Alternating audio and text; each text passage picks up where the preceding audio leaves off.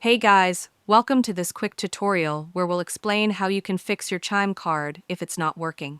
If your Chime card is not accepting transactions, don't worry, there are a few simple steps you can try. First, make sure your card is activated. Many people forget that they must activate their card in the Chime mobile app after receiving it. Open the latest version of the Chime app, sign in, and look for the message that shows your card has been delivered. You'll see the delivery date and an activate button. Tap on it and follow the on-screen steps to complete activation. Once confirmed, your card should be ready to use for online and in-store purchases. Next, check your card settings. In the app, go to your card section and open card settings. Under the debit card options, look for allow transactions. This must be turned on. If it's disabled, your card won't work. If you're traveling outside your country, make sure international transactions are also enabled so your card can be used internationally.